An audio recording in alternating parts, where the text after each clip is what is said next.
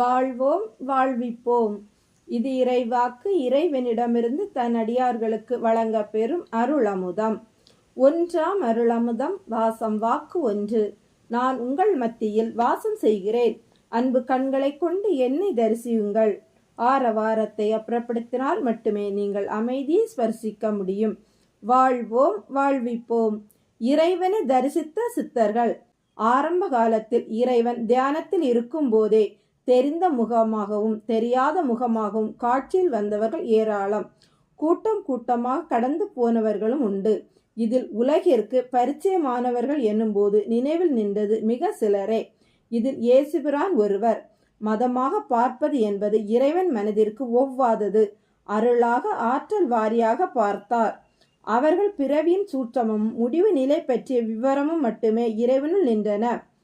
எப்போது முதலாக காட்சியில் வந்தார் என்று தீர்மானமாக நினைவில் இல்லை. காரணம், அவர் ஆவி ரூபத்திலும் உருவ ரூபத்திலும் அருவ ரூபத்திலும் என்று அடையாளமானவர்.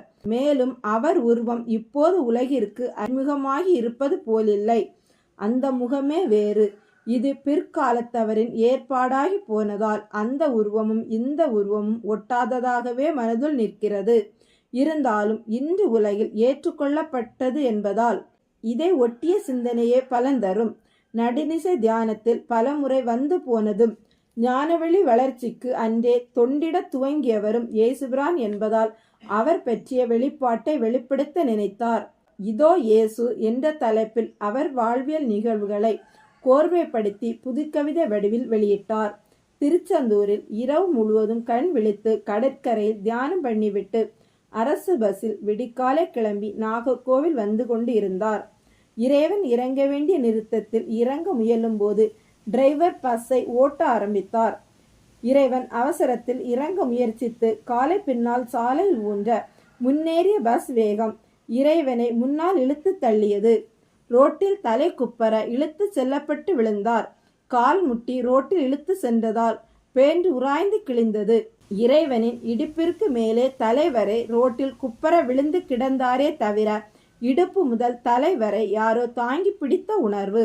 முகம் ரோட்டில் முட்டிய நிலை. ஆனால் காயமோ சிராய்வோ இரத்தமோ இன்றி, ஏன் ரோட்டின் தூசி கூட ஒட்டாமல் எழுந்தார்.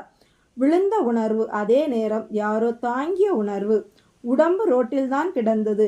எழுந்து நிற்பதற்குள் பஸ்ஸை நிறுத்தி கண்டக்டர் ஓடி வந்து பார்க்க பஸ் ஸ்டாப் கூட்டம் நிறைய. அட்வைஸ் இறைவனுக்கு வசவு டிரைவருக்குமாக விழுந்தன. ஓடுற பஸ்ல இருந்து இறங்குவதற்கு ஒரு டெக்னிக் இருக்கு தம்பி, நீங்க பாட்டுக்கு குதிச்சிட்டீங்க. கண்டக்டர் குத்தல். இறைவனுக்கு கல்லூரி போக வேண்டிய நினைவு. இறைவனே நடந்து வீட்டிற்கு வந்து சைக்கிளை எடுத்துக்கொண்டு கல்லூரிக்கு சென்றார். முட்டி சிராய்வு காயும் வலி தெரியவில்லை. மனம் அசை போடுவதை நிறுத்தவில்லை. தாங்கியவர் யார்? இயேசு என்று பதில் காதில் விழுந்தது. கல்லூரி வகுப்பு அறையில் ஆசிரியர் யாரும் வரவில்லை. இறைவன் கண்களை மூடிக்கொண்டு உற்று பார்த்தார். இயேசுவின் முழு உருவம் காட்சி கொடுத்தது. தான் தொடர்ந்து வந்து கொண்டே இருப்பதாகவும் கூறினார். எல்லா தியானத்தின் போதும் தான் வந்து விடுவதாகவும் கூறிய போதே அந்த நீண்ட சடையும் நீள் தாடியும் வசீகர முகமும் இயேசுவே என்று அகம் சாட்சி கூற இயேசுவை முழுமையாக அவர் சுய உருவில் கண்டது வகுப்பறையில்தான். அதன் பிறகு நோய்வாய்ப்பட்டவர்களுக்கு குணப்படுத்த நினைக்கும் போது உடனே தொண்டில் இறங்கி சுகப்படுத்த ஆரம்பிப்பார். இன்று வரை அவர் தொண்டு இறைவனோடு தொடர்ந்து கொண்டே இருக்கிறது. இறைவனை தரிசித்த சித்தர்கள் பெயரோடு தன்னை இணைத்தவர் இயேசுபிரான். வாழ்வோம் வாழ்விப்போம்.